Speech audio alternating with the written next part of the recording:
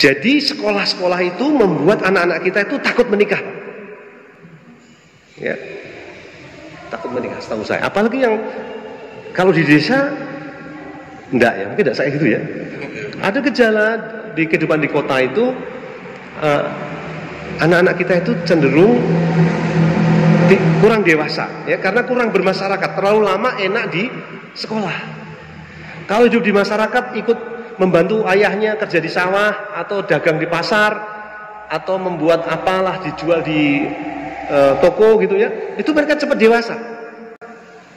Tapi kalau lama di sekolah, mereka menjadi terlambat dewasa. Akibatnya telat menikah. Nah, kalau telat menikah itu persoalan timbul macam-macam, Pak. Aneh-aneh. Sekarang ini ada anak aneh-aneh. Tadi waktu saya kesini, itu saya ketemu 3 anak muda sebelum subuh tadi. Saya tanya, Mas, Masjid Itkon di mana? Nggak ngerti dia di Masjid Itkon. Padahal di seberang situ, Pak. Dia rambutnya agak aneh warnanya gitu, ya. Saya nggak tahu dari mana nih. Ya. Loh, cedak masjid orang ngerti Masjid Itkon. Tadi saya kebablasan, Pak. Tadi saya kebablasan dari sana ke sana ya. Saya kebablasan, mungkin Masjid Itkon mana? Oh, sudah lewat Google saya itu sudah di sebelah sana gitu ya. Tapi saya kelewatan, saya tanya, Mas, Masjid Itkon yang di Mas? Nggak tahu. Itu sebelum subuh tadi, ya. Mungkin ya. Jadi begitu anak-anak yang sudah waktunya menikah tidak menikah, Pak, itu timbul komplikasi. Lalu perilakunya aneh-aneh dan makin berbahaya, ya. Jadi kalau ada gaya LGBT yang makin marah itu sebagian karena mereka secara fisik sudah dewasa, tapi secara sosial masih anak-anak. Ya, ini agak berbahaya. Ya, jadi masjid bisa membantu itu, memberi suasana interaksi. Sebab kalau anak-anak itu tinggal di rumah nanti jadi entung, Pak. Ya, jadi harus ada aktivitas apa itu kepanduan, diajak trip kemana atau camping atau apa gitu ya, supaya ada physical activities yang membuat mereka itu bergerak terus ya. Lalu mulai dengan kegiatan-kegiatan produktif, Pak ya. Kalau di kota itu kan sekarang mulai banyak industri rumahan, Pak, makanan terutama ya, jual online dan seterusnya. Jadi ada semacam peningkatan peran keluarga sebagai unit-unit produktif. Saya kira ini perlu dimanfaatkan. Masjid bisa membantu pasar, dan sekarang kami di Majelis Pemusatan Umat Indonesia sedang membangun marketplace namanya Trendpedia. Trendpedia itu marketplace di mana pesantren-pesantren yang dianjurkan untuk melalui produksi, Pak. Apakah itu pertanian, perikanan, peternakan, nanti bisa di-upload di situ sehingga nanti yang perlu beli bisa lewat marketplace itu, ya. Dan ada fintechnya, teknologi keuangannya, sehingga nanti kalau terjadi transaksi itu bisa difasilitasi. Ya, jadi kita memang supaya kita tidak terlalu tergantung dari mart-mart yang ada itu, kita punya pasar sendiri, ya, yang menyalurkan produk-produk umat. Ya, jadi ini sama-sama gitu, Pak, sambil kita membangun satu kesadaran berkonstitusi, ya. Kesadaran berkonstitusi itu penting karena saya banyak anak-anak muda yang terlibat gerakan-gerakan radikal, ya, gerakan radikal yang tidak ngerti sejarah, Pak. Dan itu sejarah sehingga mereka menggunakan kekerasan, ya, yang kekerasan. Mereka sebenarnya jadi korban operasi intelijen, ya. Mereka digodok-godok itu, diobong-obong, ya, supaya melakukan kegiatan kekerasan supaya nanti bisa dipakai untuk menuduh umat Islam. Itu operasi intelijen saja. Nah, jadi ini karena mereka nggak ngerti sejarah bahwa negeri ini dikonsepsikan oleh para ulama lurus, ya, nggak main-main mereka itu, ya. Dan sebagai satu kesepakatan agung itu nggak bisa kita khianati begitu saja. Ya, jadi kita harus setia pada janji-janji para ulama itu, ya. Dan kita tidak boleh mengabaikan itu, ya. Supaya anak-anak muda ini ngerti sejarah sehingga kita memang mengusulkan satu sekolah konstitusi, ya, sehingga anak-anak muda itu ngerti, ya, tugas-tugas politiknya sebagai anak muda, sehingga mereka bisa berperan secara politik dalam waktu itu membangun wacana untuk membentuk politik yang lebih sehat, ya, begitu, ya. Baik, terima kasih Prof. Kemudian tadi ada yang waktunya semakin mepet.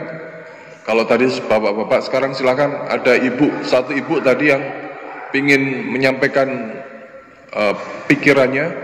Monggo Bu. Masih adakah?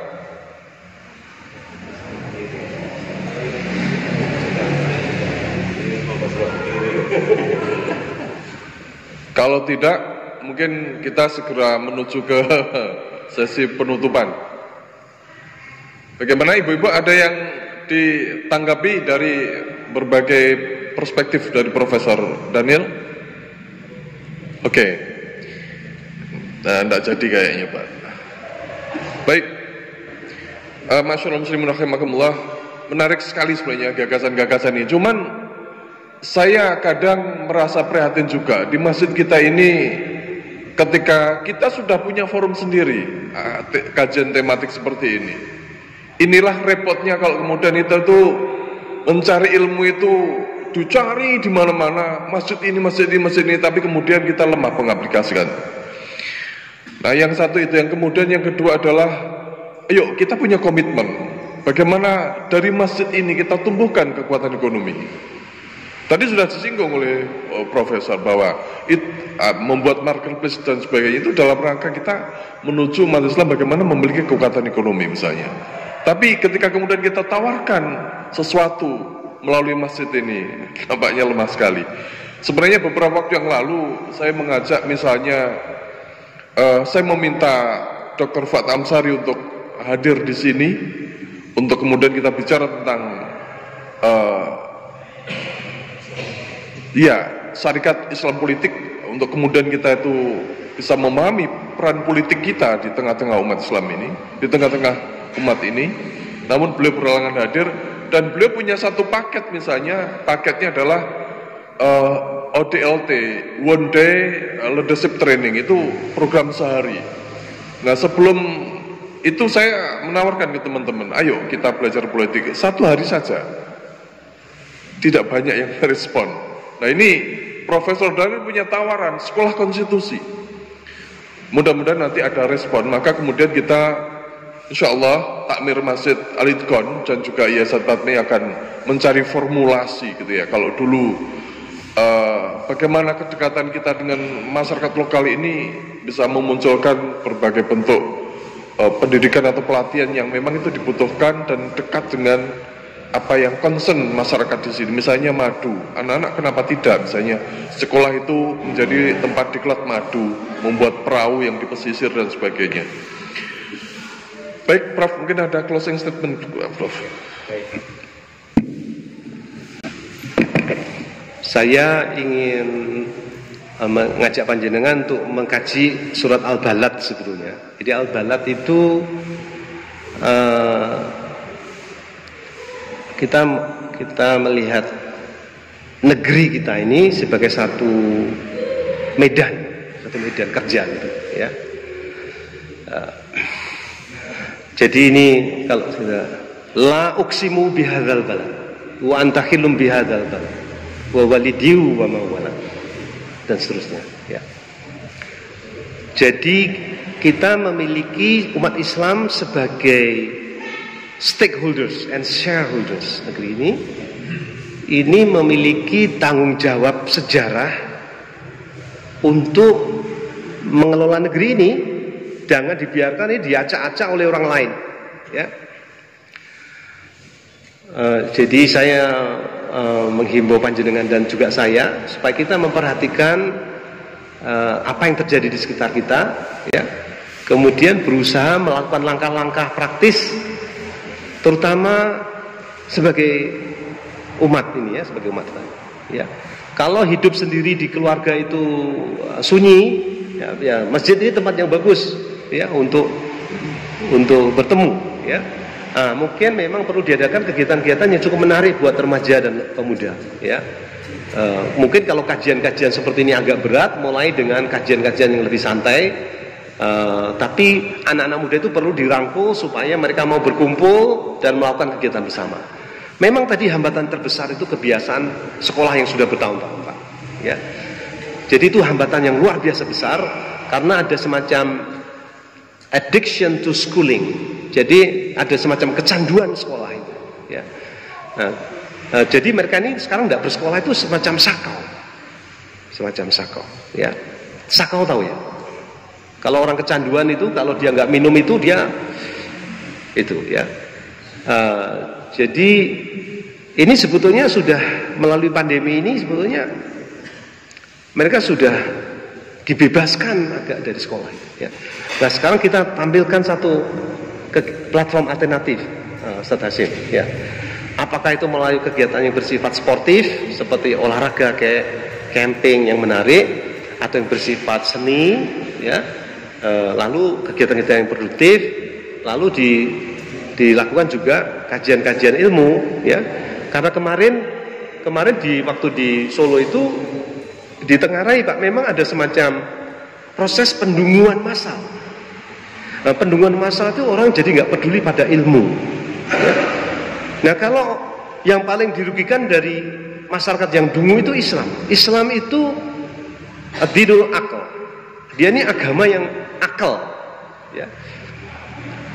Jadi tentu kita masih khusnudon pada anak muda kita ini. Kalau kita tarik ajak dialog, mereka mungkin masih punya ketertarikan besar untuk ilmu. Karena mereka tuh posisinya seperti yang tadi adalah yatim piatu ilmu, Pak. Karena banyak ditinggal oleh orang tuanya, sibuk bekerja, lalu abai pada pendidikan mereka. Ya, jadi ini bagian dari kesalahan kita juga, ya. Jadi kita harus lebih ramah pada anak-anak muda supaya mereka mau datang ke masjid.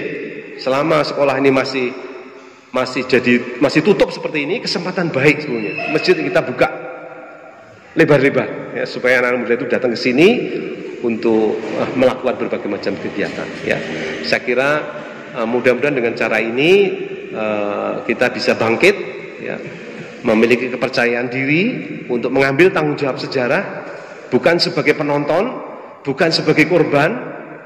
Kita sebagai subjek, kita sebagai pelaku, ya, untuk merebut kembali peran umat Islam ini. Ya, aku lupa lihat.